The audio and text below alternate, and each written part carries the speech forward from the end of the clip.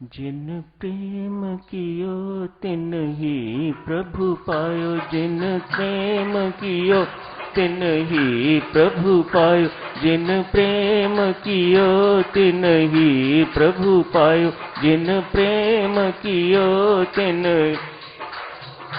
जिन प्रेम कियो तिन ही प्रभु पायो, जिन प्रेम कियो तिन प्रभु पायो, जिन प्रेम कियो तिन ही प्रभु पायो, जिन प्रेम कियो तिन ही प्रभु पायो, जिन प्रेम कियो तिन ही प्रभु पायो, जिन प्रेम कियो तिन ही प्रभु पायो, जिन प्रेम कियो तिन ही प्रभु पायो, जिन प्रेम कियो तिन ही प्रभु पायो, जिन प्रेम कियो तिन ही प्रभु पायो, जिन प्रेम कियो तिन ही प्रभु पायो, जिन प्रेम कियो तिन ही प्रभु पायो, जिन प्रेम कियो तिन ही प्रभु पायो, जिन प्रेम कियो तिन ही प्रभु पायो, जिन प्रेम कियो तिन ही प्रभु पायो, जिन प्रेम कियो तिन ही प्रभु पायो, जिन प्रेम कियो तिन ही प्रभु पायो। और इसका पालन करें। हार्दिक धन्यवाद। आज साधक सुनो, स्वामी जी महाराज ने नारायण धर्म के अंतर्गत महर्षि पतंजलि के अष्टांग योग का वर्णन शुरू किया है। स्वामी जी महाराज के हस्तलिखित कागजों में पतंजलि योग भी स्वामी जी महाराज ने शुरू किया था लिखना, लेकिन शायद अधूरा ही रह गया, वह पूरा नहीं कर पाए। 8 अंगों का ये योग स्वामी जी महाराज ने नाम से यदि अधिक नहीं तो कम से कम 5 का वर्णन तो भक्ति प्रकाश में किया ही हुआ है। मानो वो भी मानते थे कि जो इस महर्षि ने लिखा है, जो पालन करने के लिए कहा है, वह बहुत महत्वपूर्ण है एक साधक के लिए, चाहे वह नाम का उपासक है, हठ योगी है, ज्ञान योगी है, ध्यान योगी है, भक्ति योगी है। हर एक के लिए यम नियम का पालन करना ऋषि मुनि अति आवश्यक समझते हैं। नियम है साधना संबंधी नियम, 5 यम है, 5 ही नियम है। 5 गुण हमें समाज में एक साधक को कैसे रहना चाहिए, समाज के साथ कैसा व्यवहार करना चाहिए, उनके अंतर्गत जो 5 गुण हैं वह यम के अंतर्गत है। अपने व्यक्तिगत उत्थान के लिए, अपनी व्यक्तिगत उद्धार के लिए, आत्मिक प्रगति के लिए कौन से 5 गुण होने चाहिए, वह नियम के अंतर्गत है। 5 ही गुण यम में है, 5 ही पालन करने योग्य तथ्य नियम में है। आसन, प्राणायाम, प्रत्याहार, धारणा, ध्यान एवं समाधि, ये 8 अंग हैं अष्टांग योग के, पतंजलि जी के। ज्ञान के मार्ग पर चलने वाले, योग के मार्ग पर चलने वाले साधकों को तो ये सब कंठस्थ हैं, और एक एक गुण का यथासंभव मन को मार के एक एक का पालन करने की चेष्टा करते हैं। सत्य तो यह है, इन गुणों को धारण करना, इन गुणों को पालन करना ही उनकी मुख्य साधना है। यम के अंतर्गत आज स्वामी जी महाराज ने 5 गुणों के नाम लिए हैं। अहिंसा, सत्य का पालन करना, चोरी नहीं करनी, ब्रह्मचर्य का पालन करना एवं अनावश्यक संचय नहीं करना भौतिक पदार्थों का, अपरिग्रह। आज एक ही पढ़ा गया है, अहिंसा। बहुत कठिन काम है साधुजनों। स्वामी जी महाराज जैसे महान संत भी स्वीकार करते हैं। इसको परिभाषित करना बहुत कठिन है कि अहिंसा क्या है और हिंसा क्या है। बहरहाल हमें बहुत डिटेल्स में जाने की आवश्यकता नहीं। हम तो छोटे साधक हैं और छोटे ही बन के रहना चाहते हैं। ये आत्मिक उन्नति का चिन्ह है कि अपने आप को छोटा मानना और छोटा ही बना के रखना, बहुत आगे आगे नहीं करना, पीछे पीछे रहना। ये भक्ति मार्ग के अनुयायी के चिन्ह हैं। ये आत्म उत्थान के चिन्ह हैं। साधक परमात्मा की ओर जितना आगे बढ़ता जाता है उतना वह छोटा होता जाता है, उतना अपने आप को वह छोटा समझने लग जाता है। उसका ईगो उतना ही श्रिंक होने लग जाता है, बहुत दुबला पतला पड़ जाता है वह। मानो ये अहंकार रूपी रोग, महारोग, बहुत मामूली सी पीड़ा जैसा रह जाता है, मामूली सा दुख देने जैसा रह जाता है, या मामूली सा रोग रह जाता है। वह अपनी साधना से परमेश्वर के पास से इस रोग से रहित हो जाता है। किसी को साधक सुनो,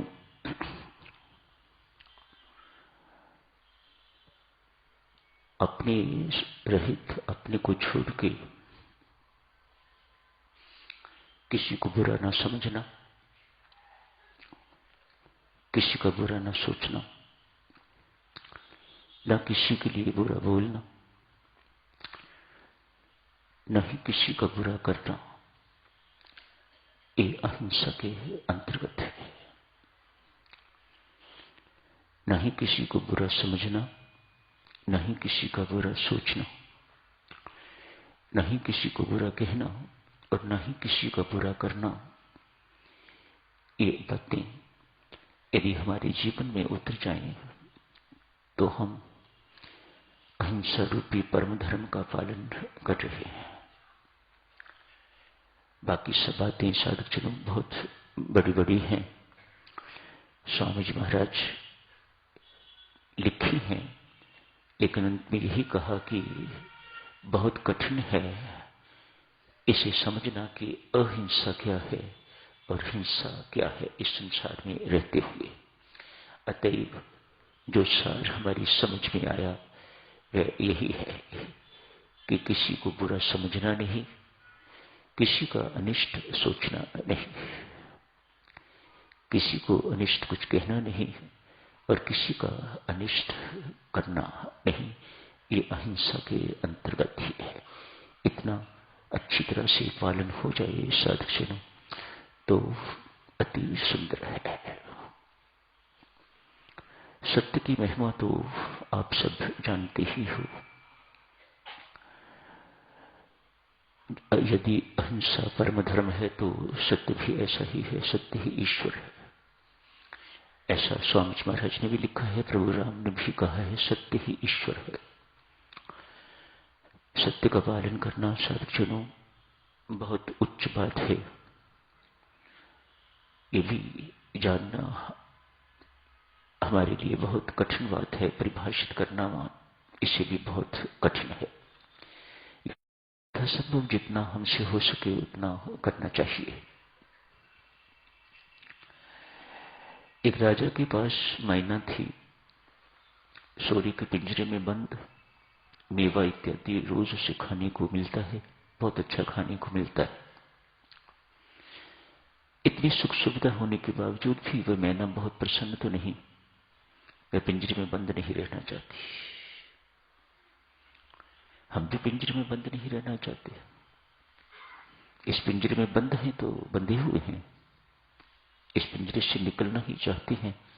देह रूपी पिंजरे से, संसार रूपी पिंजरे से निकलना चाहते हैं। इसे ही मुक्ति कहा जाता है, इसे ही मोक्ष कहा जाता है।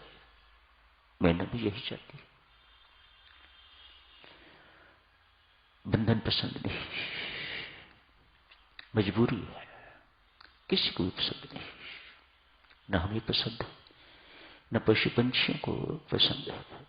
हर एक परमेश्वर ने बहुत इंडिपेंडेंट, स्वतंत्र बनाया है और वह ऐसा ही जीवन व्यतीत करना चाहता है। मजबूरियां हैं, कमजोरियां हैं, उनके कारण हम बन जाते हैं। पंछी भी बन जाता है, पशु भी। साथ परमात्मा ने पेट दे दिया है, उसके लालन पालन के लिए पशु पंछी को भी बंधन में पड़ना पड़ता है और मानव को भी बंधन में पड़ना पड़ता है। मजबूरी, कमजोरी। बहरहाल चाहता कोई नहीं। इस सब के बावजूद भी हर कोई चाहता है कि हमें मुक्त होना है। मैना भी प्रसन्न नहीं। किसी संत महात्मा से वो लिया, सुन लिया मैना ने, सत्य बोलने वाला व्यक्ति मुक्त होकर रहेगा। बात पल्ले बांध ली। अब मुझे कोई कहीं से सत्य बोलने का अवसर मिले तो मेरा कल्याण हो। राजा साहब को कोई व्यक्ति मिलने के लिए आए हैं। राजा साहब उनसे मिलना नहीं चाहते, तो मैना का पिंजरा गेट पर ही है। मैना को कहते हैं, मैना इन्हें बोल दो। राजा साहब ने कहा है कि राजा साहब घर पर नहीं है। याद कर ली। व्यक्ति जैसे ही आया, जैसा सुना था वैसे का वैसा ही मैना ने कह दिया। राजा साहब ने कहा है, मेरी तरफ से कह दो कि राजा साहब घर पर नहीं है।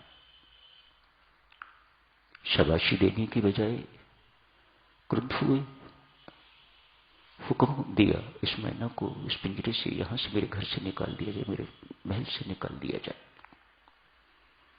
पिंजरा खुला, मैना उड़ गई। वाह! किसी पेड़ पर बैठ के तो घोषणा करती है, जिंदगी में एक बार सत्य मिला तो पिंजरे से मुक्ति मिली। जो कोई जीवन भर सत्य बोलेगा उसे मोक्ष मिलके रहेगा। मैना कहती है, मैं लिख के देती हूं, मैंने जिंदगी में एक बार सत्य का पालन किया है और तत्काल मैं पिंजरे से मुक्त हो गई। ये सत्य बोलने का प्रताप है। ऐसे ही साधक सत्य पालन पर अनेक छोटी छोटी कहानियां हैं जो हमें प्रेरणा देती हैं, हमें प्रेरित करती हैं। अधिक से अधिक जितना हो सके, संसार है साधक जनों, हमारी बहुत कमजोरियां हैं, हमारी बहुत मजबूरियां हैं और परमात्मा इस बात को जानता है। बहरहाल जो इन कमजोरियों, इन मजबूरियों को लंघ जाता है वह तो पार है ही है। उसके लिए, उसके उद्धार के लिए परमात्मा को भी कोई बहुत यत्न नहीं करना पड़ता। यत्न तो हमारे जैसे निकम्मों के लिए करना पड़ता है, जो जगह जगह पर अपनी मजबूरी, अपनी कमजोरी के कारण गिर जाते हैं। गृहस्थ के लिए, एक संसारी के लिए साधक जनों कोई और विकल्प है नहीं।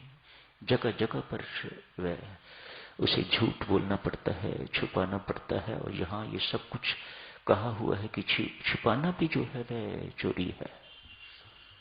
तो आदमी क्या करे? बहुत कठिन काम है एक संसारी के लिए ऐसा जीवन यापन, जैसा कि महर्षि पतंजलि ने लिखा है। स्वामी जी महाराज ने लिखा है, मां शिवतांजलि ने जो लिखा, पर क्योंकि स्वामी जी महाराज ने लिखा है, इसको भक्ति प्रकाश में इंक्लूड किया है, तो हमारा कर्तव्य बनता है कि यथासंभव ही नहीं, हमारा भरसक प्रयत्न होना चाहिए कि जो गुण स्वामी जी महाराज ने वर्णन किए हैं उनको जीवन में उतारना चाहिए और उनका अनुपालन करना चाहिए। स्वामी जी महाराज ने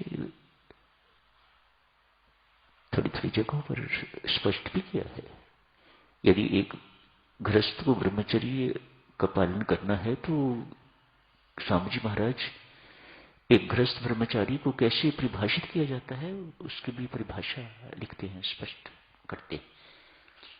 ऐसा गृहस्थ जो है वह ब्रह्मचारी ही कहलाने योग्य है। सब चीज स्वामी जी महाराज ने, मानो वह हमारी कठिनाइयों को, एक गृहस्थ की कठिनाइयों को भली भांति जानते हुए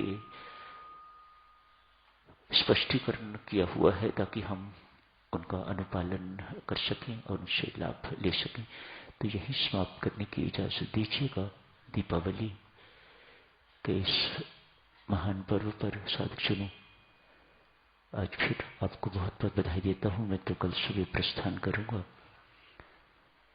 तो सारे ही उत्सव आज का छोड़ के सारे ही उत्सव मेरे बाद में होंगे। तो आज आप सबको बहुत बहुत ही शुभकामनाएं, मंगल कामनाएं, बधाई देता हूं।